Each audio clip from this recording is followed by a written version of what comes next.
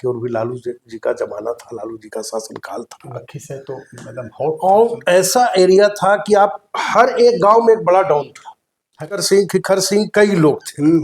फिर मोकामा बढ़िए तो नागा सिंह का इंटरव्यू मैंने लिया था 156 के। आप कल्पना कीजिएगा अरुण जी, राजेश कुमार सांसद बड़े पॉपुलर सांसद थे। लगेगा 2005 में उनकी हत्या हुई थी।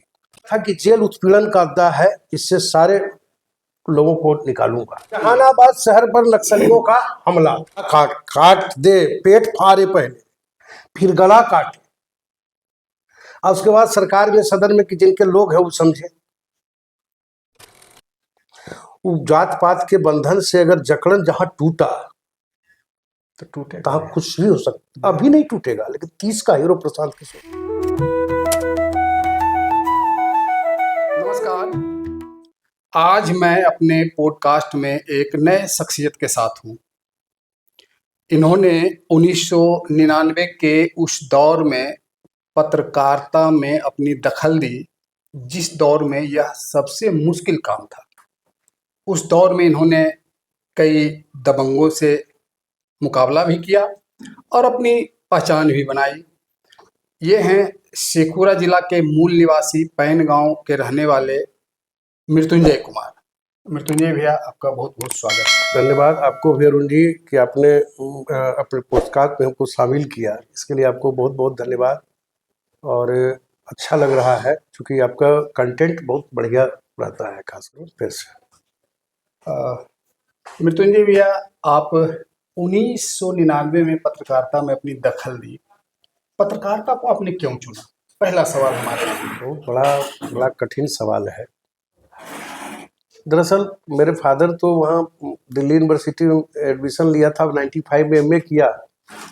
तो था कैसे सब बिहारी, आम बिहारी जो तैयारी करने जाता है, उसी कंसेप्ट के तहत बाबूजी ने तो आईएएस बनने के लिए भेजा था। अच्छा, आईएएस बनने के लिए? हाँ, फादर का कंसेप्ट यही था। लेकिन वहाँ मैंने सुरेंद्र प्रताप सिंह का आधा घंटे का एक समाचार आता था 95-99 में। मैंने अब इतना हमको प्रभावित करता था, और इतना आक्रामक अंदाज, बहुत कम समय में उनकी मृत्यु हो गई। मेरे आदर्श, मेरे उनके बोलने का अंदाज, वो चीजें, और मुझे लगा कि अरे टीवी पर देख रहे हैं, पटना है तो पटना में भी देख रहे हैं। उस समय हालांकि इतना हाँ, मतलब कि वो भाया। और उसके बाद अचानक एक शरद सांस्कृत्यायन, हमारे बड़े भाई और मित्र कहिए, मोकामा के रहने वाले थे, वो नलिनी सिंह के साथ जुड़े हुए थे। तो नलिनी सिंह जी के साथ तो उनको कहा, हमने कहा वही अपने भाषा में कि दादा हमरो चलना है तुम्हारे साथ है। तो बड़ा कैमरा था, 14 कैमरा था, बड़ा सा। तो हम कैमरा कंधा पर ढोना शुरू कर दिए दिल्ली में। उसमें इतना हमको मन लगता था कि आप कल्पना नहीं कीजिएगा कि बताइए, हम 9 बजे वहां पहुंचते थे, रात के 12 बजे घर पहुंचते थे। 9 बजे के बाद रात के 12 बजे दिन भर खटते ही रहते थे। और मैडम बड़े स्ट्रिक्ट थी, नन्नी मैडम बहुत स्ट्रिक्ट थी, टाइम की इतनी पाबंद थी। अब आक्रामक, थोड़ा बोली भी बड़ा कड़वा था उनका, लेकिन उस कड़वी बोली ने मुझे पत्रकारिता का जो अमली जामा पहनाया, जो मेरे अंदर जो मतलब क्या कहे, जो जहन में था उसको कैसे उन्होंने, तो बहुत कुछ सुना उनका, लेकिन उस सुनने में वो प्यार भी था। और आज पत्रकारिता के जिस मुकाम पर हूँ, आज की इस दौर की पत्रकारिता से बहुत खुश नहीं हूँ। आप दुखी क्यों? आज पत्रकारिता आपके दौर से जो चला, तो थोड़ा सा पहले ये बताइए कि उस दौर में कैसी पत्रकारिता थी 99 के या 2000 के आसपास? देखिए, ज्यादातर तो हमने मतलब बिहार में ही पत्रकारिता की, पहले आपको एक और जानकारी दो, टोटल टीवी आया था दिल्ली में। हाँ, उसमें हम पहले एंट्री मारे मैडम के ही रिकमेंडेशन पे। चूंकि मैडम दूरदर्शन में जब चली गई ना, तो फिर उनके साथ कुछ और लोग जुड़ गए।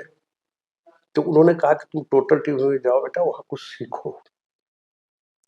तो हम बोले कि मैडम हम सब दिन सीखते रहेंगे कुछ।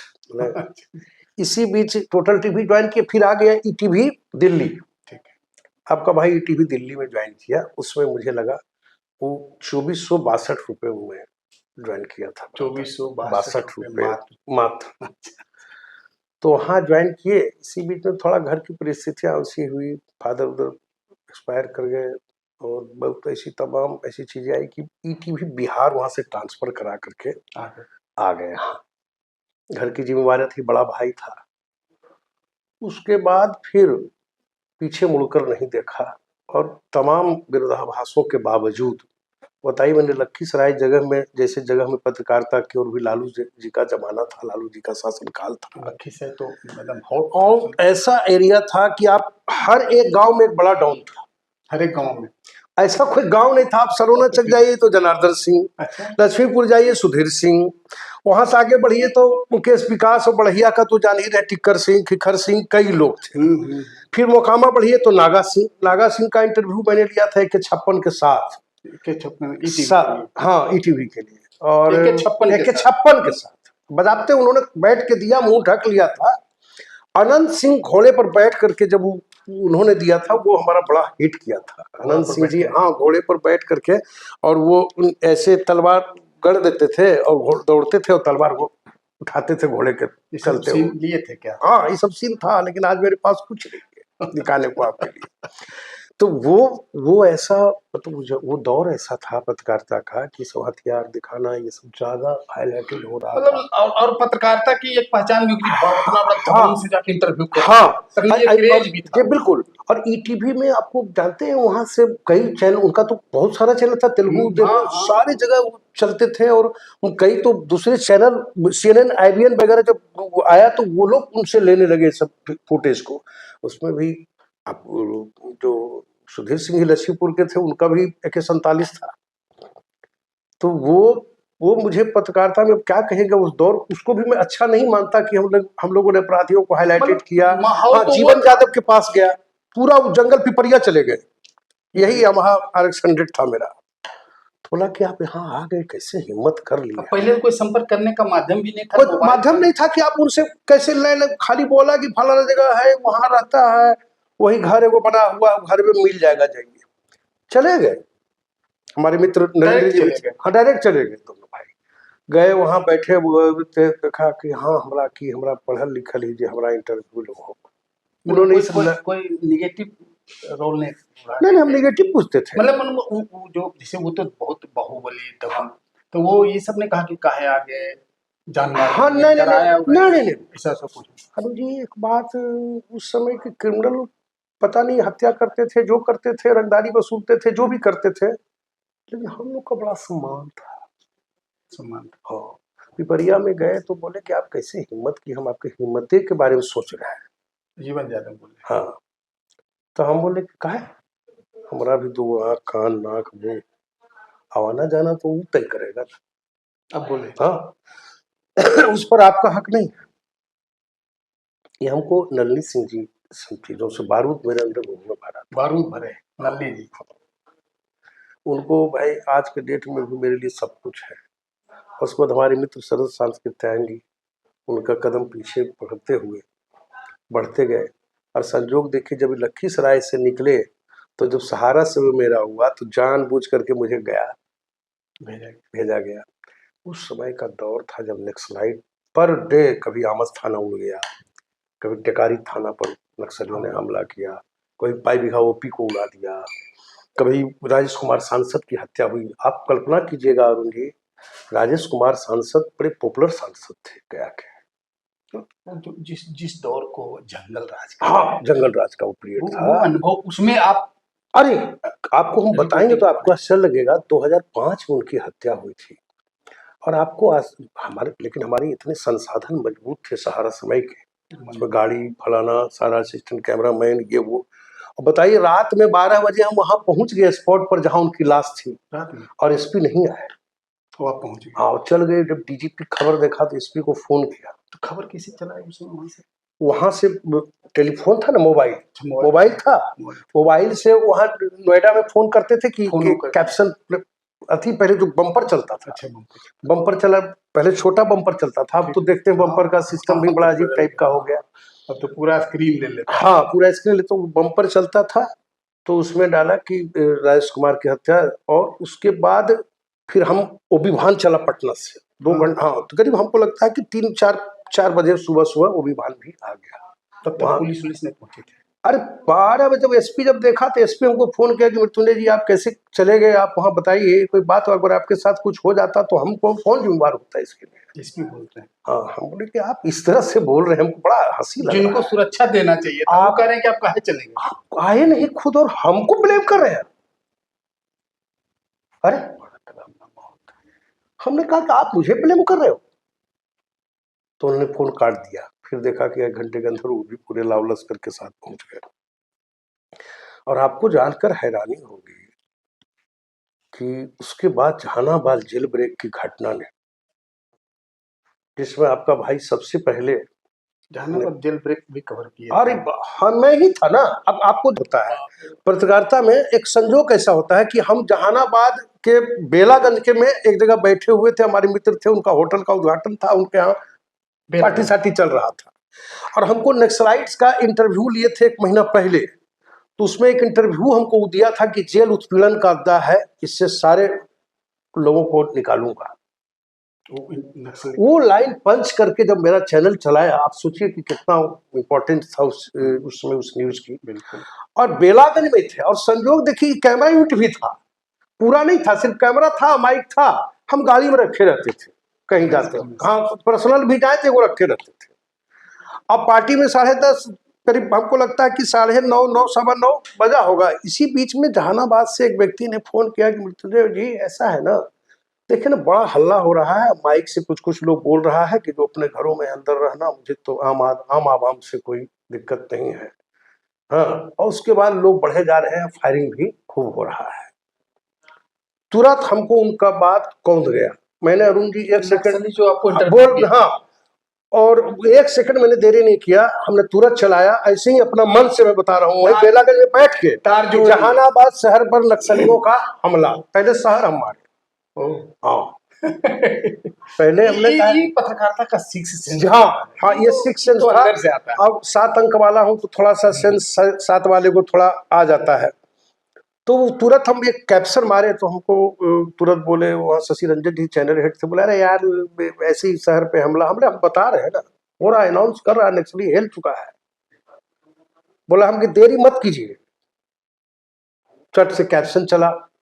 इसी बीच हमारा वो भी वाहन संजोग कही कि मोतिहारी चला गया था, पहले गया हुआ था। मोतिहारी से आने में थोड़ा टाइम लगा, लेकिन आपका भाई सोचिए कि वहाँ न्यूज कवर करके, वॉक थ्रू करके, चारों तरफ खाली केन बम पड़ा हुआ है, उसके बीच में हम वॉक थ्रू कर रहे हैं। अकेले कैमरामैन भी था। हाँ कैमरामैन वही साथ में था, नीरज।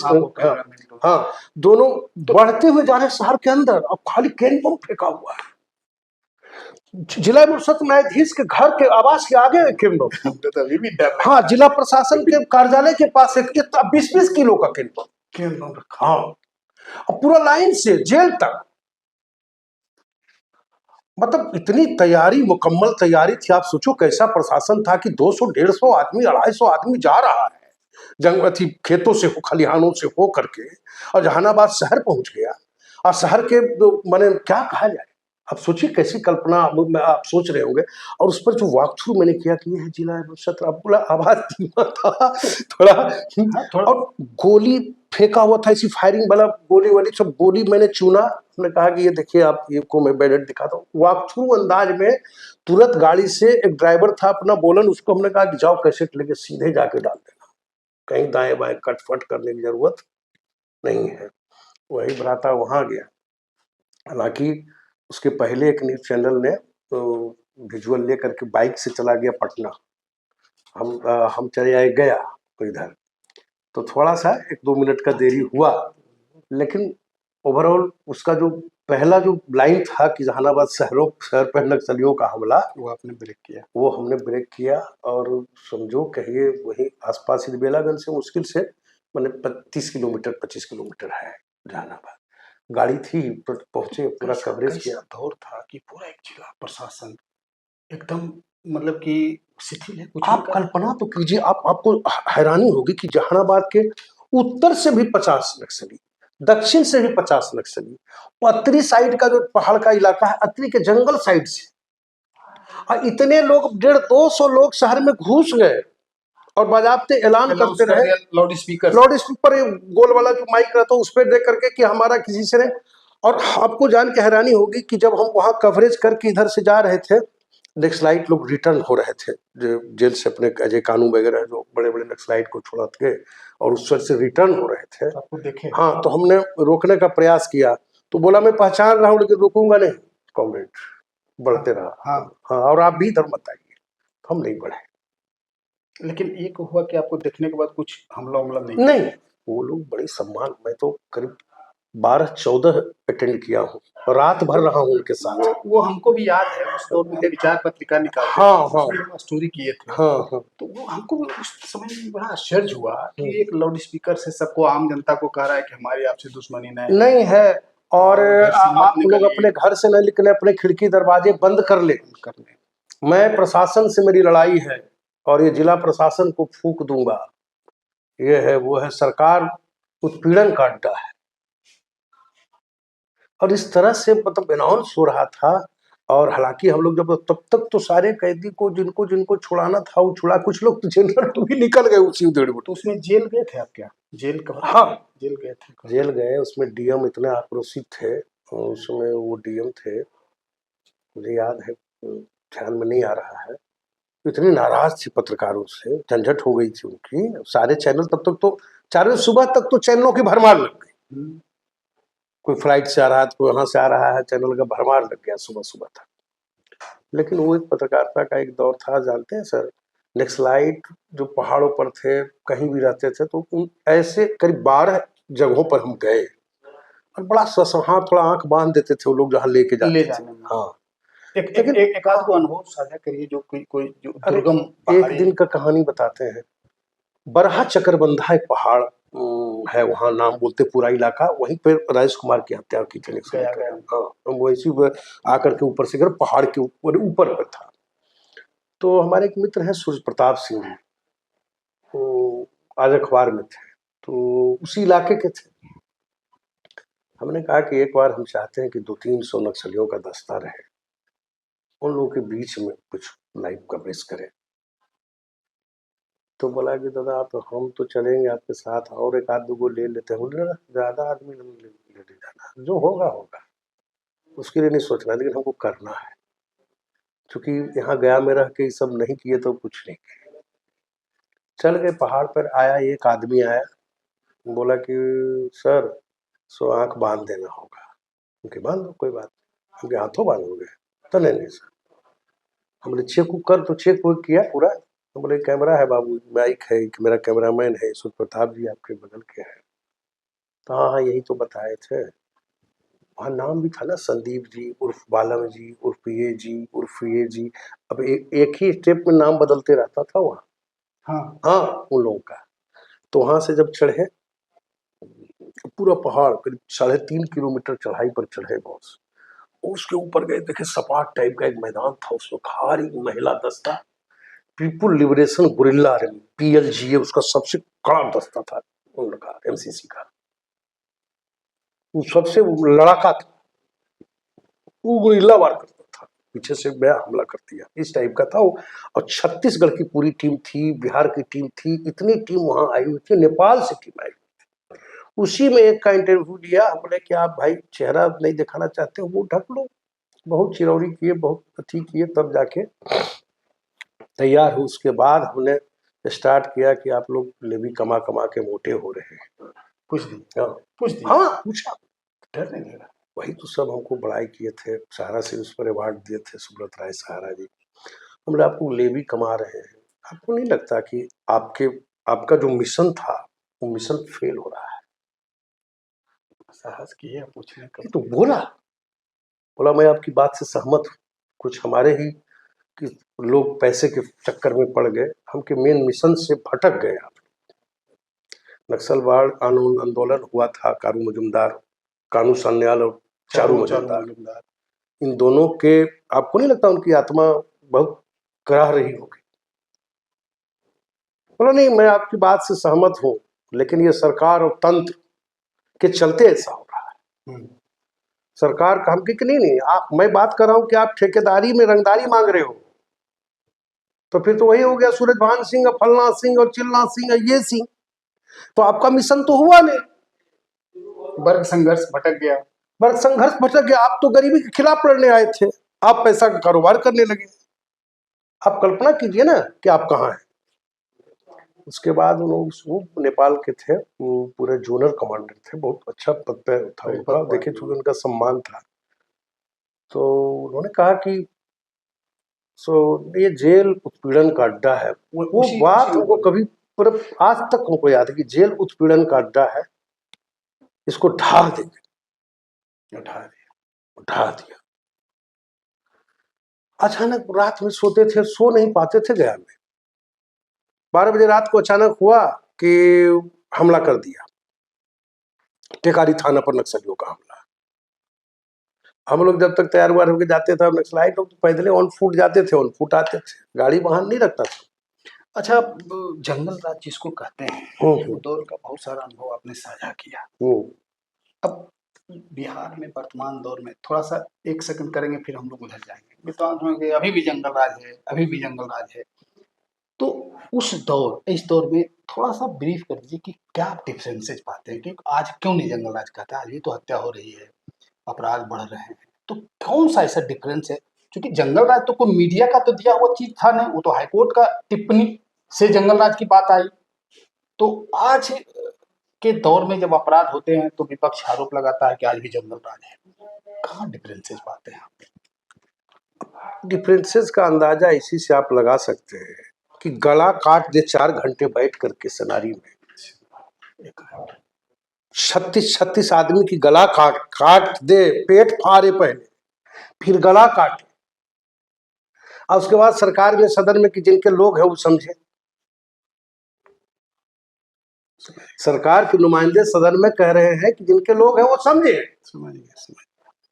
तो 35 की सामूहिक हत्या, एकदम बारीक सीधी सी बात आप समझिए नहीं, इसी से आप अंदाजा लगा लीजिए ना। बारीक बात आपने बता दी। हाँ, अब उससे बड़ा जंगल राज क्या होगा कि आप कोई गांव को कब्जा में ले करके 8-8 घंटे लोग बैठे हुए हैं, पेट फाड़ रहा है। और मुझे एक सीन तो आपको मतलब क्या कहे, कुछ चीजें हैरत करती है कि एक कह रहा है, माँ कह रही है कि इनकरे काट द, बेटवा को छोड़ दिया, नक्सलाइट को पैर छू के पकड़े हुए हैं। पति को कहता था कि काट कि पतिये के मार दीजिए, हमारा बेटवा को मत मारा, कम से कम राहत।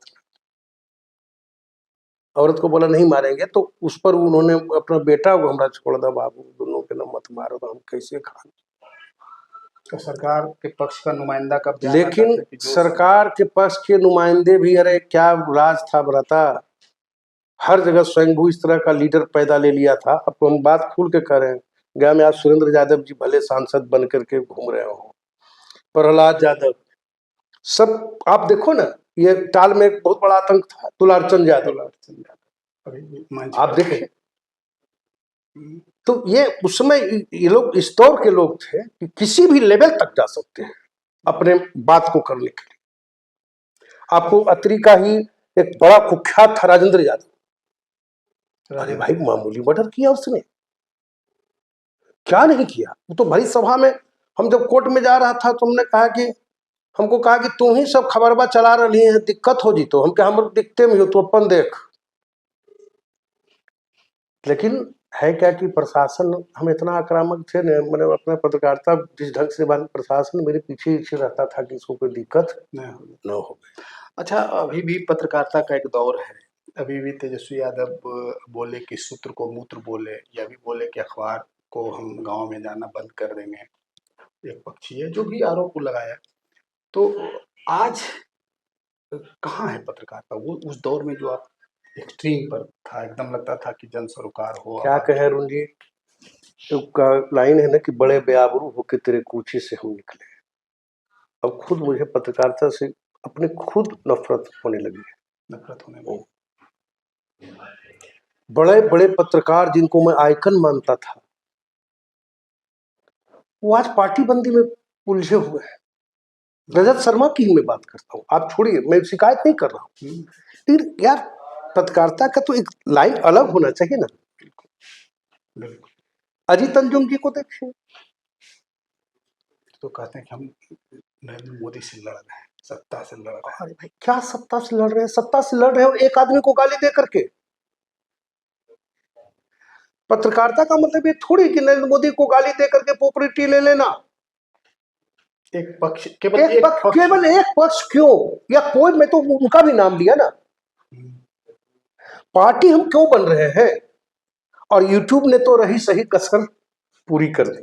मतलब सोशल मीडिया, नरेंद्र मोदी जी ने 2014 में शपथ ली, उसके बाद से पत्रकारिता का ह्रास शुरू हुआ। मैं खुल के कह रहा हूँ, इसको कहने में हमको कोई, नरेंद्र मोदी के शपथ से। हाँ, उसके बाद देखे ना, आ गया वो दौर, अचानक यूट्यूब हो गया, तुरते जो शासन सत्ता के एकदम जो करीब थे, कोई इधर पकड़ लिए, कोई पीड़ित पत्रकार थे तो उधर चले गए, कोई इधर थे तो इधर चले आए।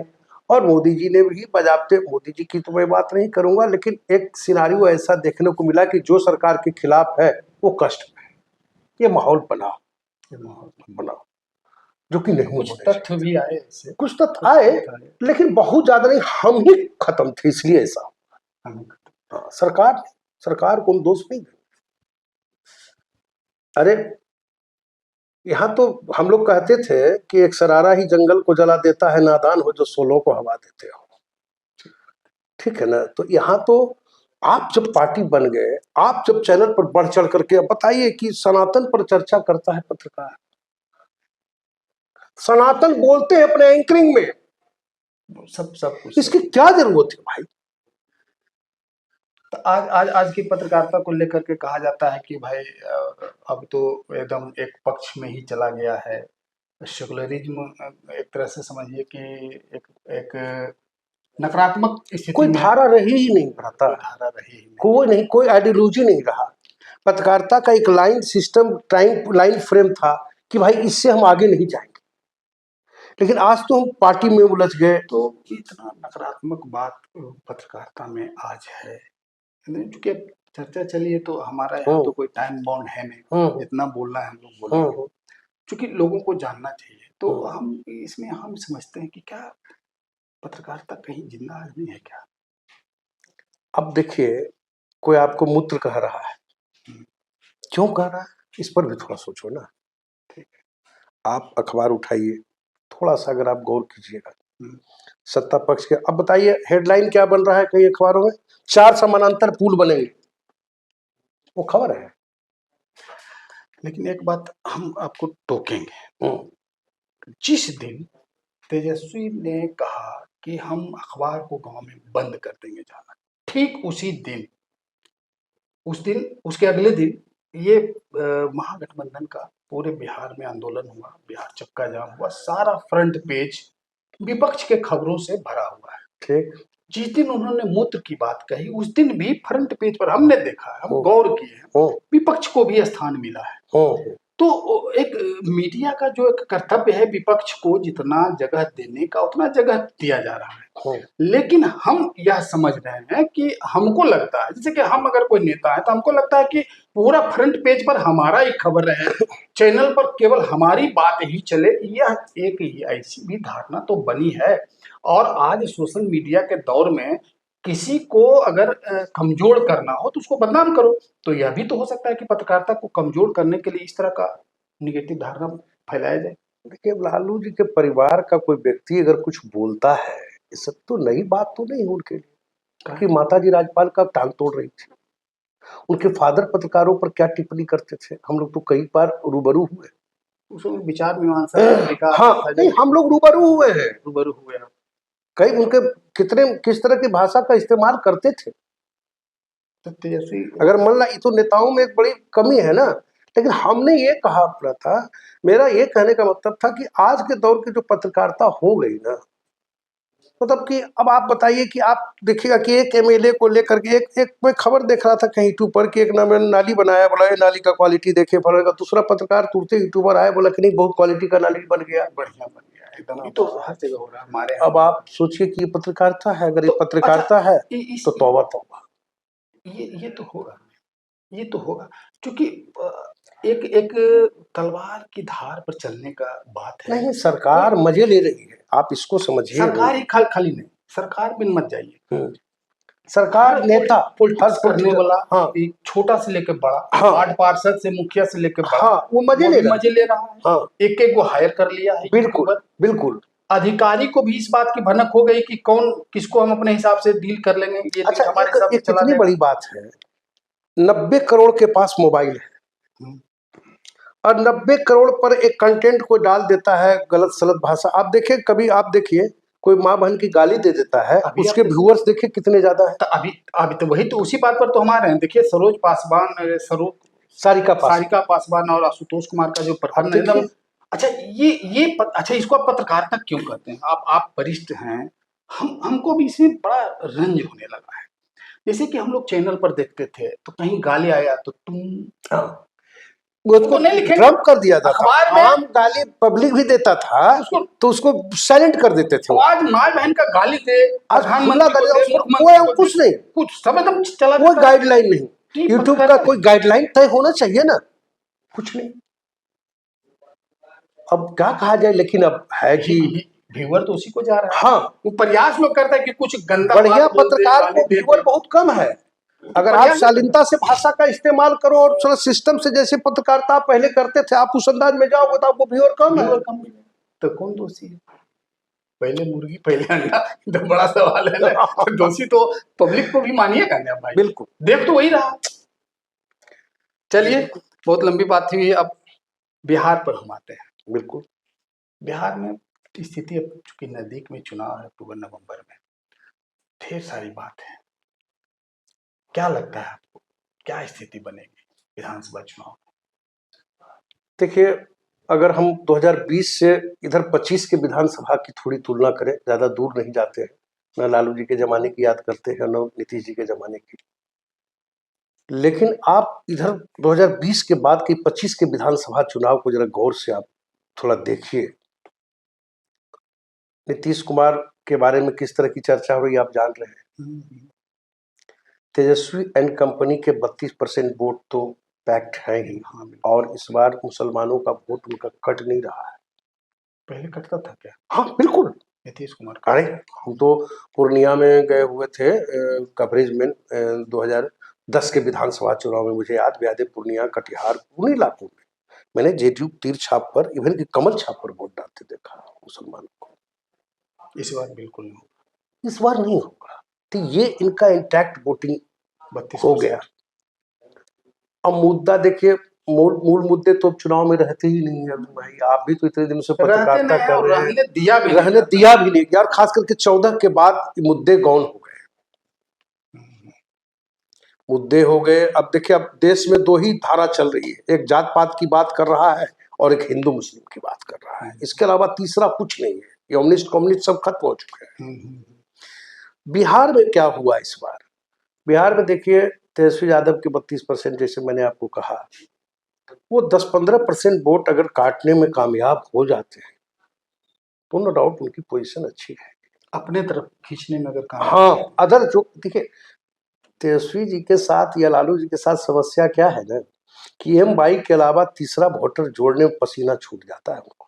प्रयास भी नहीं करते हैं। जैसे कि बरबिया के धरती से ही तेजस्वी यादव पिछले विधानसभा में A to Z की बात की है, लेकिन फिर टिकट बंटवारे फलना चिल्ला में बस बाई पर ही चले गए। तो वो प्रयास भी नहीं करते हैं। हाँ, प्रयास वो नहीं करते, आज तक नहीं किया। थोड़ा हम मान सकते हैं थोड़ी देर के लिए वो चीज, लेकिन आपने प्रयोग तो लोकसभा में उन्होंने किया है इस बार। लोकसभा अगर अशोक महतो की पत्नी चुनाव लड़ी ललन बाबू के खिलाफ, तो ये प्रयोग था ना, प्रयोग था। धानुक समाज। उसके बाद आप देखो, खबर है कि नवादा नालंदा के इलाके में भी इस बार अशोक महतो की धमक होगी। तो ये प्रयोग तो करा। भाकपा माले का जुड़ना, क्योंकि भाकपा माले के पास भी कैडर वोट आज के डेट में भी है। उनके 16 विधायक जीते हैं, तो उनका कैडर का भी बड़ा योगदान है। तो वो एक है, वो एक चरंग वोटर है जो इनसे जुड़ सकता है। रही सही कांग्रेस में, कांग्रेस देखिए जब तक लालू के साथ रहेगी तो उनको रहता, मुझे लगता है कि बहुत ज्यादा सरवाइव जबकि अरुण जी, अगर कांग्रेस 243 विधानसभा सीट पर चुनाव लड़ ले अकेले, तो मैं दावा करता हूं कि वो कम से कम 20-25 सीट तो जीत ही जाएगा ना, जितना वो जीत रहा 19। अच्छा मित्र, ये तो बहुत हल्की बात है। हम लोग तो आम जगह पर मतलब आंचलिक रिपोर्टर हैं। तो कन्हैया कुमार और जो एक यहाँ के प्रभारी आए, जब लॉन्च यहाँ किए थे तो हम तो हल्के में लिए थे, लेकिन फिर जिला संगठन में जो सक्रियता देखे, धरना प्रदर्शन अभी भी यहाँ चल रहा है, नागरिक सत्याग्रह, तो लगा था कि शायद कांग्रेस कुछ बदलाव करेगी और कुछ उम्मीद होने लगा था। लेकिन वही तेजस्वी के साथ अभी जो ये कार्यक्रम हुआ, उसमें पप्पू यादव को जिस तरह से, ये कन्हैया कुमार के जिस तरह से बिहेव किया गया, वो आम लोगों में गया कि फिर कांग्रेस वही है, बदलना नहीं चाहती। वो कामयाब हो गया राजद, राजद कामयाब हो गया ना, बस एक काम में दोनों को गाड़ी पर चढ़ने नहीं दिया, बस खेला। उनकी चर्चा हो गई। चर्चा तो बिल्कुल वही हो गई। चाह रहा था कि भाई तुम हाँ, भी नहीं सी टीम हो। सी टीम हो, बस बस। तो मतलब वो बहुत इम्पैक्ट उसका नहीं है, अभी भी वही स्थिति रहेगी हाँ, कांग्रेस की। कांग्रेस कुछ नया करना यहाँ सोच ही नहीं पाएगी, क्योंकि अखिलेश जी जो अध्यक्ष थे कांग्रेस के हाल तक, वो एजेंट थे ना, अध्यक्ष थोड़ी थे। किसके? राजद के। तो इसको कहने में हमको कोई अतिशोक्ति, कोई दिक्कत नहीं, बता दे रहे। कहते हैं कि हमने बहुत अरे कांग्रेस बेकार बातें कर रहे हैं। हाँ, और खुलेआम लालू यादव ने खुद कहा कि इसको राज्यसभा हम ही भेजवाए, तो मैं था उस खबर में, उस न्यूज में था कि मैं कलकत्ते में था, तो सोनिया जी को फोन किए तब जाकर के इसका हुआ। क्या है तो बिल्कुल बात खत्म। तो ये उसका टीम। हाँ, इस बार एक चीज क्या हुआ जो कांग्रेस में अंतर क्या देखे, कैला बरू जी ज्यादा नहीं गए तेजस्वी जी के पास। हाँ, इसी से लोग को उम्मीद जगी थी लेकिन लेकिन ये खत्म जो कर दिया। कार्यक्रम हुआ ना, खत्म हो गया। अब कन्हैया जैसा तेज तर्रार युवा में उभरने का कांग्रेस को एक अच्छा बहुत बड़ा लोग को नजर आने लगा था कि कुछ हाँ, उम्मीद है। हाँ, कांग्रेस के लोग आज भी हैं, गांव में आज भी हैं। बिल्कुल। हम देखते हैं कि यहाँ पर आज कोई ऐसा गांव नहीं, खास करके आपके बरबीघा जैसे इलाके में तो हर गांव में आपको 10-20-25 कैडर वोट मिल जाएगा। आज भी झंडा लेके बुजुर्ग लोग जाके वोट डालता है, घर में बताता भी नहीं है। बिल्कुल। लेकिन कांग्रेस इतने दिनों में उसको भजा नहीं, उसको भी भुला नहीं पाई। इस बात का एक नया खिलाड़ी आ गया, प्रशांत किशोर बिहार। भाई एक चीज बताएं, इतने कम समय में प्रशांत किशोर ने अपने वक्तव्यों के माध्यम से जनता के दिलो दिमाग पर कुछ ऐसी बातें फेंक दी है ना। अब देखो क्या बोलते हैं कि 35 साल दो ही आदमी शासन कर रहा है, 35 साल, ये पंच लाइन है। कोई नहीं इधर से आता, उन्हीं का, उनका ये पंच लाइन की 35 साल दो ही व्यक्ति इर्द गिर्द, इधर से आता है उधर बनता है, उधर से जाता है इधर बनता है। तो एक तो ये उनका लाइन हो गया। दूसरा, वो पलायन को इस बार बड़ा जबरदस्त ढंग से मुद्दा, और हमको बड़ा अच्छा लगा। एक चीज, मैं कोई बड़ाई नहीं करूं, मैं उनसे जुड़ा हुआ नहीं, लेकिन एक चीज हमने देखा कि हर गांव के पलायन का रिपोर्ट उन्होंने तैयार किया, जितने गांव का भी तैयार किया कि इस गांव से कितने लोग बाहर कमा रहे हैं, उस सबका नंबर और नाम सब नोट कर लिए। प्लानिंग में तो है। पलायन 35 साल में मुद्दा ही बन पाया नहीं, लगातार पलायन होता, कभी नहीं बना। अब तो खुद अभी हम लोग इंटरव्यू गांव में तो उन्होंने कुछ तो अरुण जी ने उन्होंने कुछ नया चीज उठाया उन्होंने। अब देखिए, इतना न जाति पाति के जकड़न से बिहार जकड़ा हुआ है कि एक कह रहा है कि लालू आ जाएगा, एक कह रहा है कि लालू को नहीं आने देना है। इसी के इर्द गिर्द बिहार है ना। अब 35 साल से तो यही सीन है। एक कह रहा है कि आने देना है, एक कह रहा है कि नहीं आने देना है। मेन चुनाव में जाते जाते हम भी तो अच्छे दिन से देख रहे पत्रकारिता, मेन चुनाव विधानसभा में आते आते अंततोगत्वा कोई मुद्दा नहीं रहता है। बस मुद्दा रहता है कि लालू यादव को रोकना है और दूसरा कि लालू यादव आ जाएंगे। तो जो सत्ता पक्ष के लोग हैं वो इसी बात पर फोकस करते हैं कि लालू यादव आ जाएगा, लालू यादव आ जाएगा। अब आप देखिए, 2005 से एनडीए सिर्फ जंगल राज की चर्चा करता है। क्या इसके अलावा डेवलपमेंट तो खैर, एक बात तो हम मानेंगे, आप भी मानेंगे, एक जो नीतीश कुमार का 2005 से 2010 का जो पीरियड था, golden era of Bihar as a legend CM. 13 में गठबंधन टूटने के बाद से की राजनीति को आप बिहार को देखें, वो सिस्टम स्पिरिट ट्रायल आया, स्पिरिट ट्रायल बंद हो गया, बाद में अपराधी का बंदूक राइफल नल निकलना बंद हो गया। तो वो पीरियड को देखिएगा, और उसके बाद 13 के जब गठबंधन से अलग हुए नीतीश जी, उनके पूरे चेहरे कैसे धीरे धीरे धीरे धीरे कहाँ पहुंच गए। हम एक चीज जरूर कहना लेकिन चाहेंगे, डेवलपमेंट प्रशांत किशोर कुछ न कर पाए, लेकिन प्रशांत किशोर जनता में मैसेज देने में कामयाब हो रहे हैं। वो जात पात के बंधन से अगर जकड़न जहां टूटा तो टूटे तहां कुछ भी हो सकता, अभी नहीं टूटेगा, लेकिन 30 का हीरो प्रशांत किशोर है, आज नोट कर लीजिए। 30 का हीरो प्रशांत 100%, इसको कोई काट नहीं सकता। हीरो। हीरो। तो लिखना शुरू हो गया प्रशांत किशोर पांडे, इसको गौर करते हैं आप?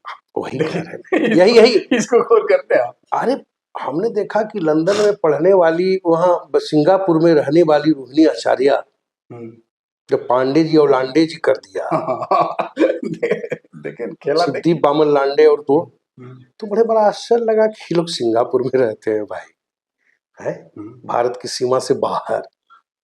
अच्छा, प्रशांत किशोर अगर वोट कुछ लेने में कामयाब होते हैं, जैसे आम मानस में यह चर्चा है कि बीजेपी को डैमेज करना, मतलब एनडीए को, वो दोनों को डैमेज करेंगे, लेकिन एक चीज हम बता देते हैं,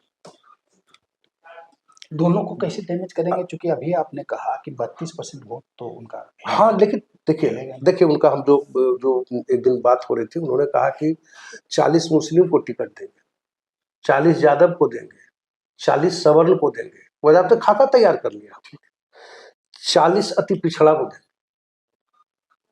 ऐसे करके उन्होंने बना लिया है।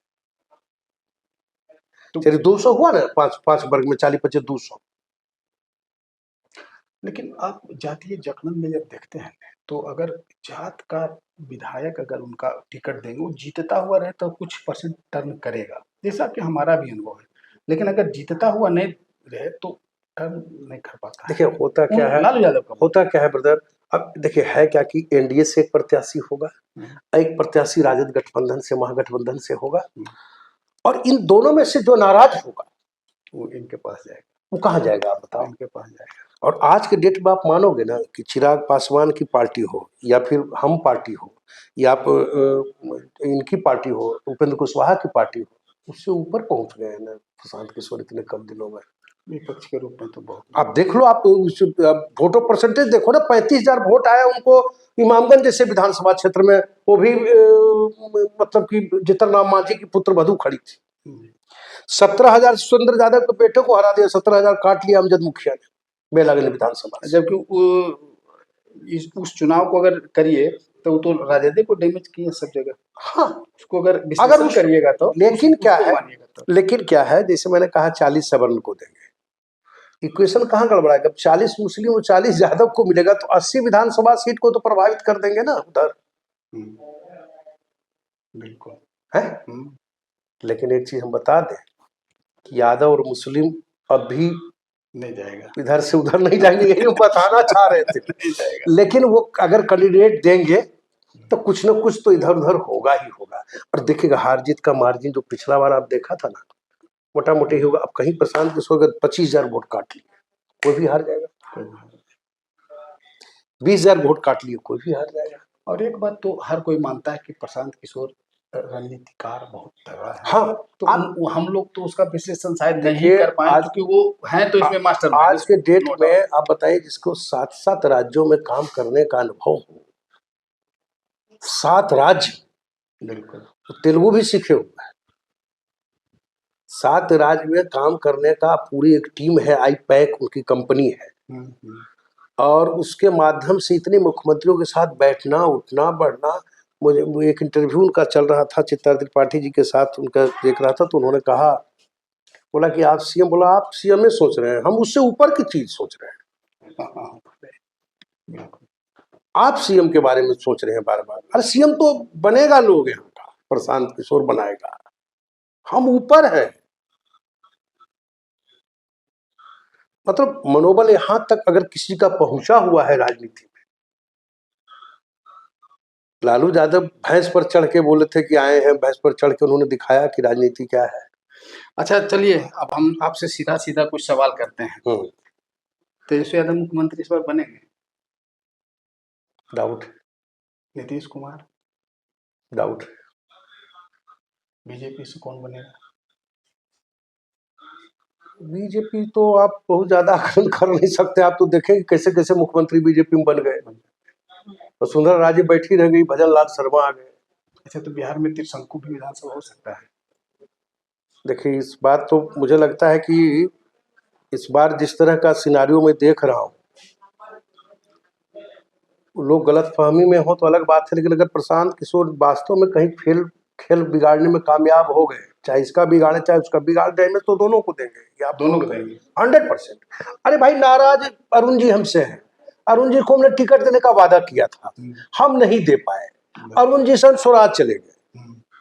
अब सोचिए, उनका एक और चीज है, वोटो परसेंटेज तो ऐसे ही उनका बढ़ेगा, 243 पर लड़े। कौन पार्टी है जो 243 सीट पर चुनाव लड़ती है, बताइए तो बिहार के अंदर।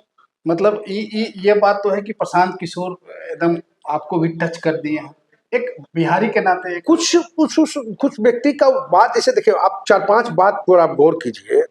कहते हैं कि भाई लालू जी के बेटा काहे हुई, और ज्यादा नइखे पढ़ल, अब कहाँ जाई। मोटा मोटी है कि प्रशांत किशोर खेल बिगाड़ रहे हैं। 100% आप त्रिशंकु वही करेंगे, वही करेंगे त्रिशंकु, आप देख लेना। इस शतरंज के खिलाड़ी हो गए, पूर्ण बहुमत लाने में पसीना छूट जाएगा, और उसमें भी अंदर की राजनीति खुद एनडीए के अंदर बहुत सही नहीं है। आपको अगर बता दें, चिराग पासवान के स्टेटमेंट को देखिए, और कहीं न कहीं जो 20 में कुछ खेल हुआ था, इसमें भी कुछ खेल आपको देखने को मिलेगा। आप देख लीजिए। चिराग तो हमेशा इसी तरह का कुछ न कुछ डॉट करके बयान दे। बीजेपी आगे बढ़ा रही है, उनको चुनाव यहाँ लड़वा रही है, ये सब सारा सीन नहीं देख रहे हो। बीजेपी का अपना चेहरा कहाँ पैदा कोई हो पाया। तो चिराग उतना का चेहरा है कि मुख्यमंत्री बन जाए? अरे मेरे भ्राता, नहीं है ना, लेकिन ऐसे ही ना नीतीश कुमार उतना बड़ा चेहरा थे जो मुख्यमंत्री बन गए। हाँ, वो भी तो ऐसे ही राजनीति शुरू किए थे ना। तो हम एक बात करें कि अगर मान लीजिए उनको 15-20 विधायक जीत गया, और बीजेपी में मत फुड़ौल हो गया, बीजेपी जेडीयू में कि मेरा भी नहीं तेरा भी नहीं, तब राजनीति तो संभावनाओं का खेल है। लेकिन इस बार देखिएगा कि मुझे नहीं लगता है कि, शायद हो सकता है कि नीतीश जी ही कह दे कि भाई इस सब टाइप का भी सीन आ सकता है। लेकिन बीजेपी की आज मजबूरी है ना, एक लीडर पैदा नहीं कर पाए ढंग का, बिहार में तो कोई है, एक लीडर पैदा नहीं कर पाए कि सीना ठोक के कह सके कि ये हमारा सीएम के लायक है। कोई है ऐसा लीडर? तो ये बीजेपी ने इतने दिनों में भाजपा नीतीश कुमार के साथ रह के नीतीश कुमार को ही मुख्यमंत्री मानती रही, तो अब क्या दिक्कत है? अगर चिराग को मानने की जरूरत पड़ गई तो उसमें दिक्कत क्या है? दलित कार्ड भी चलेगा। चलिए, बहुत लंबी वार्ता हुई। हाँ, धन्यवाद आपका, और आपके दर्शकों को भी मैं धन्यवाद देता हूँ।